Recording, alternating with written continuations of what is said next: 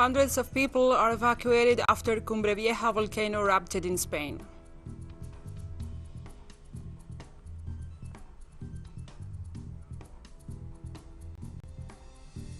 In Russia, the country's ruling party, United Russia, celebrated its victory in the parliamentary elections.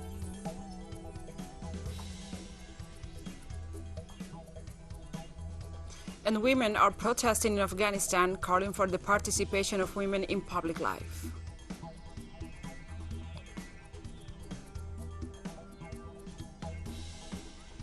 From the headquarters of TeleSUR English in Havana, Cuba, this is From the South. I'm your host, Gladys Quesada, and now we begin with the news. The sixth summit of heads of state and government of CELAC concluded this Saturday in Mexico, with agreements in favor of the people of the region. This meeting addressed central issues such as the strengthening of the regional mechanism to replace the Organization of American States, the joint confrontation with the COVID-19 pandemic, from the production and development of vaccines and medicines, climate change, and the creation of a natural disaster fund. It also addressed the issue of the blockade of Cuba, the situation of the Malvinas Islands, COP26, among other topics.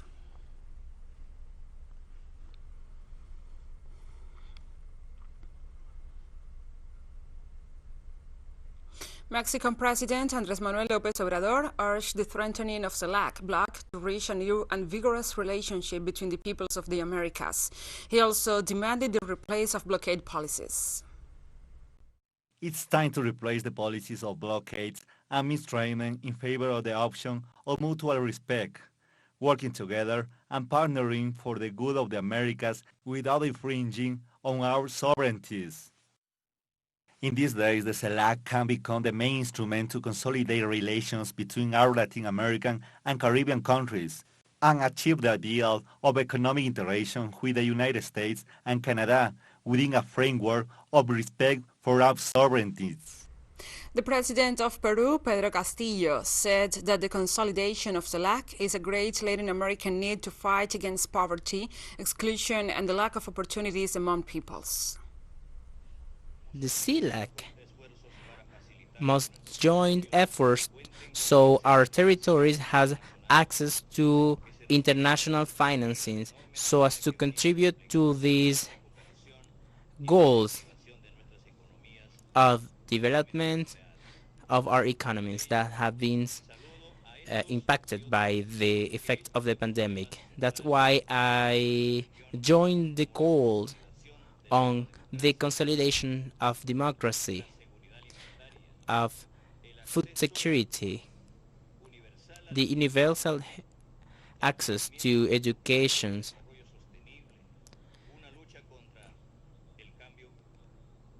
the fight against climate change, against corruption that affects all the institutions of states, against organized crime,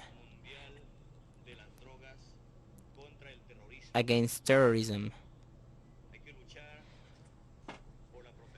We have to fight for the protections of human rights, the freedoms of all of the peoples, the gender equality, respect of indigenous and Afro-descendants peoples, among others. Cuban President Miguel Díaz-Canel demanded an end to the embargo policies by the United States and also thanked the CELAC community its support for the lifting of this illegal measure. I also seize the occasion to acknowledge your support for the lifting of the illegal economic, commercial, and financial blockade imposed by the United States against Cuba, forcefully and opportunistically tightened under conditions of the pandemic, despite being condemned for decades by the overwhelming majority of the international community. Meanwhile, the Prime Minister of St. Vincent and the Grenadines, Ralph Gonsalves, highlighted the achievement of a disaster fund for the CELAC community and also urged a regional posture to reach sovereign agreements with the United States. We need very much to address the issues so that at the end of the day, when we leave this particular political forum, we can say that there are indicators which we can look at, which could benefit people. I I'm very pleased to see that there would be the operationalization of a disaster fund. This is something very practical. This is something which would be of great value to all of us. And I leave with this in the urging of a conversation always, and come to compromises and try to see if we can get rid of as many of the vanities which we all possess. Because the rain which falls upon all of us. The sun that shines is on all of us. And there is an elephant always present in the room, which is not here, our relationship with the United States of America. We have oscillated from time to time between submission and resistance. I think we need to have, amidst all of that, a proper conversation with the United States as to what practical accommodations that we can make in this hemisphere. Thank you very much. The President of Mexico, Andrés Manuel López Obrador, commemorated on Sunday the 1985 and 2017 earthquakes by raising the Mexican flag in Mexico City. During the ceremony, the Mexican head of state recalled the 36 years since the 8.1 magnitude earthquake of September 19, 1985, and the 4 years that have passed since the 7.1 magnitude earthquake that happened on the same date in 2017. A national drill was carried out in which the hypothesis of an earthquake of magnitude 7.2 in the center of the country was presented.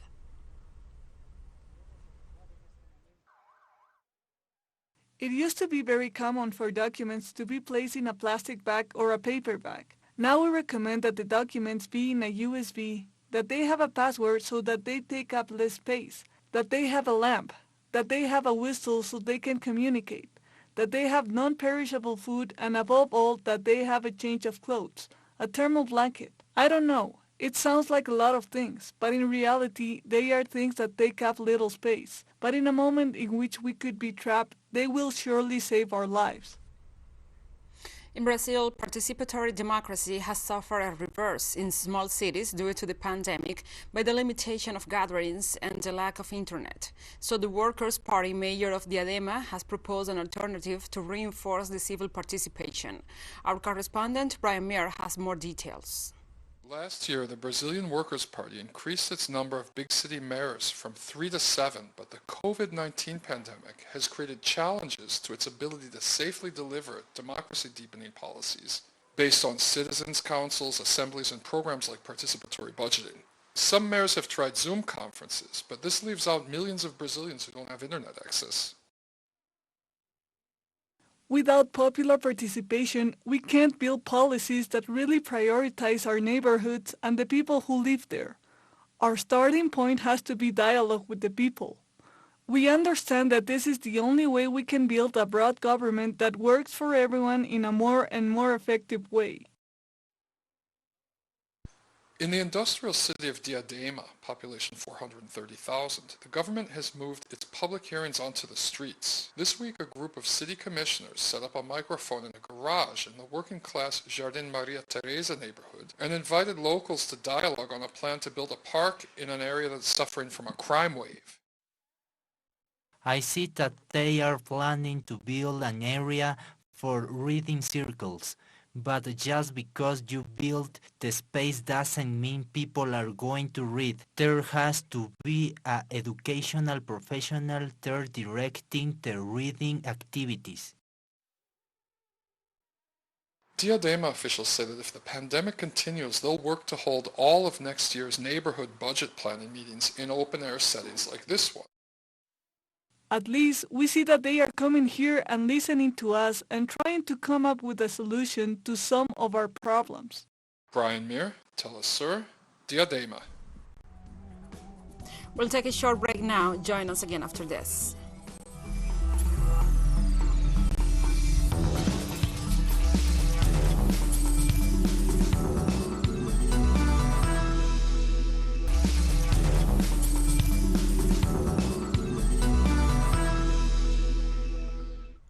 Welcome back to From the South. The Cumbre Vieja volcano erupted on Spain's Canary Islands on Sunday, sweeping out lava, ash, and a huge column of smoke after days of increased seismic activity.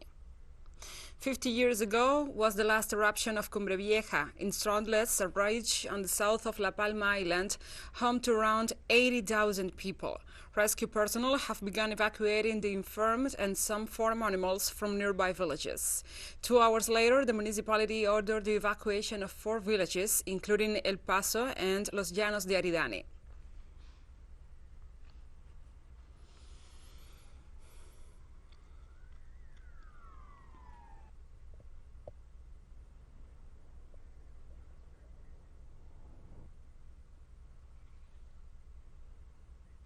Now we move on to other topics. In Russia, the country's ruling party, United Russia, celebrated its victory in the parliamentary elections that concluded on Sunday. Early results showed Vladimir Putin's party well in the lead, but it's still unclear if the party will retain the 2/3 majority of seats that will allow it to change the constitution. Early results give the United Russia party 45% of the vote for the 225 deputies apportioned by party lists, according to the Central Election Commission. Another 225 will be chosen by individual races. The Elections Commission said the early results showed United Russia candidates leading in 130 of the single constituency seats.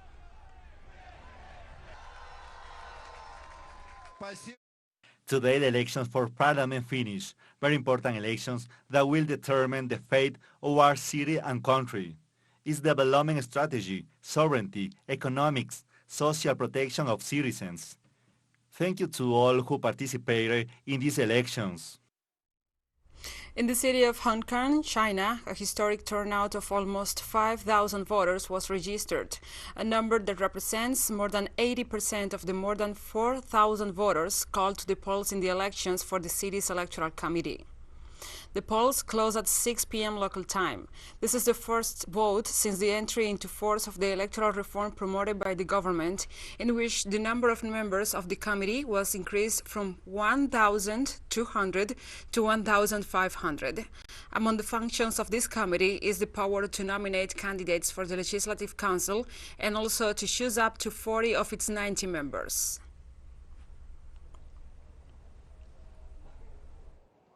Approximately 4,380 registered voters cast their ballots in this election. The accumulated turnout rate is about 90%. The following 3 sectors have the highest voter turnout rate. Legal sector with a 100% turnout rate with 30 voters casting their ballot.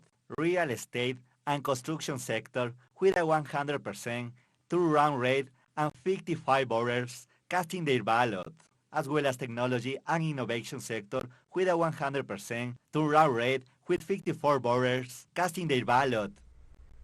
In Hungary, the unprecedented process of primaries among opposition candidates began to form a common front against the outgoing head of government, Viktor Orban, in the legislative elections in April.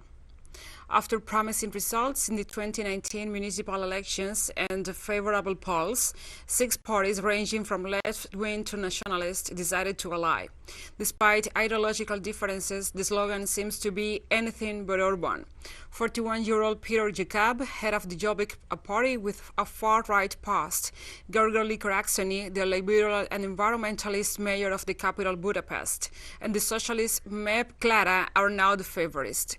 Now, however, for Orban's supporters, this union is artificial and morally questionable. Yeah, I'm 100% sure that the primaries are a very good idea. Back in the day, in 2010, we used to have a 2-round system election, but Fidesz has changed the electoral law.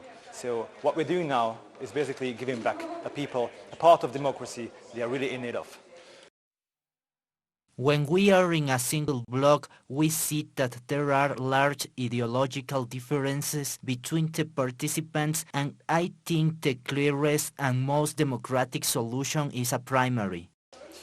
Now we move on to other topics. Women have staged a protest in Kabul on Sunday, calling for the participation of women in public life. The protests came as female government employees in Kabul were told to stay home, with work only allowed for those who cannot be replaced by men. The order was given by the interim mayor of Kabul, detailing the latest restrictions on women by the new Taliban rulers. Over the past months, Taliban fighters have broken up several women's protests by force. Meanwhile, the new Taliban government has issued several decrees rolling back the rights of girls and women.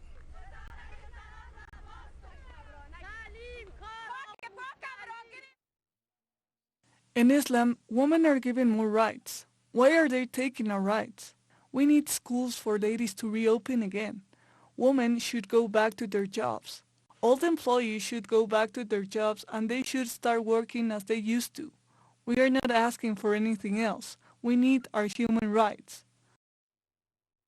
Taliban ideology is ideology that sent us 20 years backwards. Women are scared that 20 years of people's, especially women's achievements and progress will be destroyed. That's why women are trying to escape to neighboring countries. Life here was difficult. That's why they went there abroad. And Palestinians hold a protest in Gaza City in support of 6 prisoners who had escaped a high-security Israeli jail after the Israeli army recaptured the last 2. The inmates, who were being held for attacks against the Jewish state, became heroes among many Palestinians when reports emerged they had escaped using tools as basic as a spoon. Spoons have since become a symbol of the Palestinian resistance, with protesters both inside and outside the Palestinian territories carrying them at demonstrations.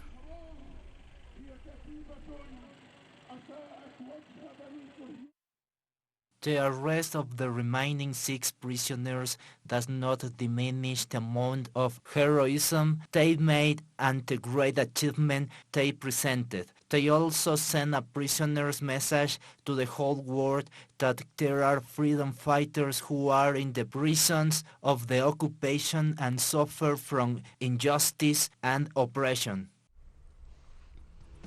And we have more news coming up after this final short break, so stay with us.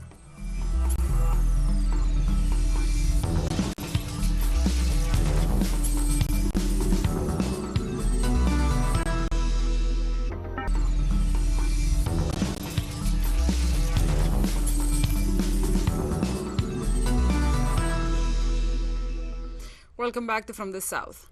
The first batch of Sinopharm's COVID-19 vaccines donated by China arrived at Jomo Kenyatta International Airport in Nairobi, the capital of Kenya, on Saturday. The Chinese Embassy of Kenya handed over the vaccines to Susan Muchache, Principal Secretary of Kenya's Ministry of Health. She said the vaccines demonstrate the friendly relations between China and Kenya in healthcare, as well as trade and other aspects.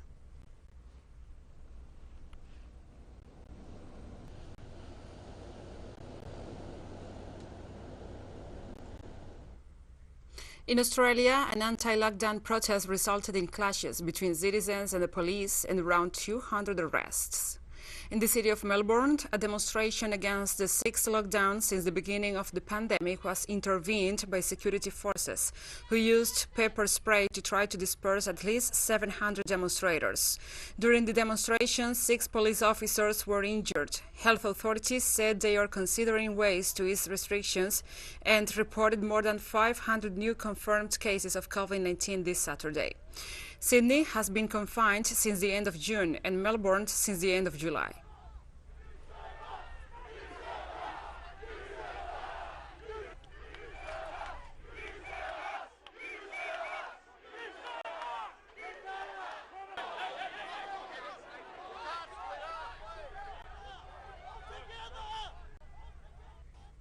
In Tunisia, citizens, including many pro-Islamists, held protests against President Kais Saied's decision to take additional powers in this North African country. The demonstrators gathered in Habib Bourguiba Avenue, which runs through the center of the Tunisian capital, in response to a call published on social networks. The protest was greeted by a heavy police presence on the avenue. This is the first major demonstration since July 25th, when Zayed dismissed Prime Minister Hichem Mechichi, suspended parliament, and took over the judiciary for a renewable month, before extending these measures on August 24th until further notice.